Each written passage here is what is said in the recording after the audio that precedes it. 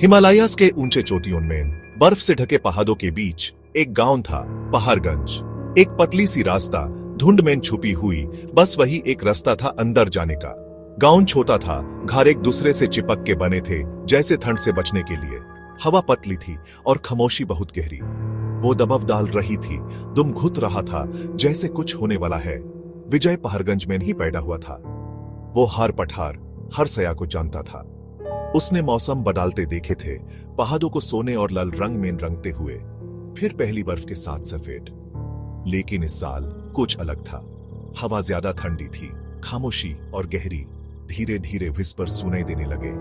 पहले तो विजय ने सोचा कि यह हवा पेड़ों से टकरा के ऐसे ही शुर कर रही है, लेकिन हवा नाम थोड़ी ना बुलाती है, और ना ही वो पीछे बर्फ छोटी है। सबसे पहले बुढ़े कमल काका गायब हुए।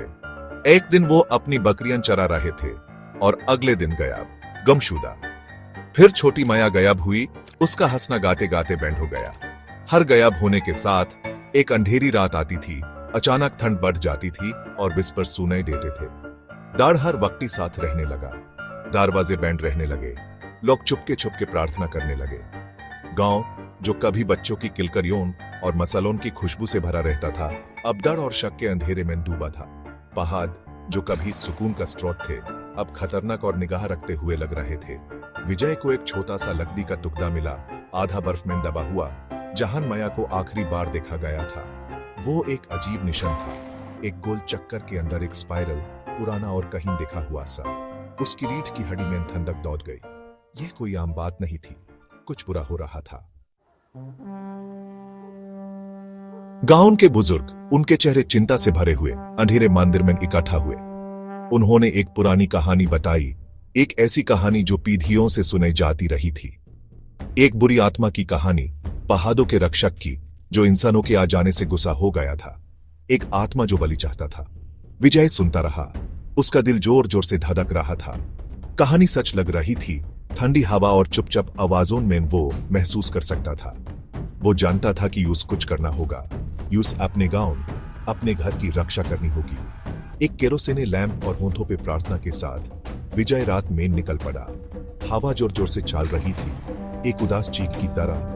जब विजय पहाड़ी रास्ते पे चल रहा था, हवा और ठंडी हो गई, उसकी त्वचा को काट रही थी। वो एक खुली जगह पे पहुंचा जहां चांदनी बिखरी हुई थी, और तभी उसने देखा लकड़ी के टुकड़े वाला निशान, एक बड़े चपटे पठार पे बना हुआ। वो हल्का सा चमक रहा था, एक अजीब रोशनी से धधक रहा था। जैसे ही विजय चमकते निशान के पास पहुंचा, हवा में एक अजीब सी एनर्जी आ गई। हवा उसके चारों तरफ घूमने लगी, उसके कब्जे उछालने लगी। यूस आगे खींच रही थी।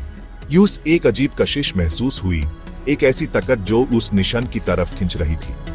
अचानक निशान तेज रोशनी से चमकने लगा, पूरी जगह रोशनी से भर गई। विजय ने अपनी आंखें बंद कर ली, उसका दिल जोर जोर से धड़क रहा था। जैसे ही रोशनी कम हुई, उसने देखा माया। वो उसके सामने खड़ी थी, बिल्कुल सही सलामत, लेकिन उसकी आंखों में एक दूर भयानक सी झलक थी। और वो अकेली नहीं थी।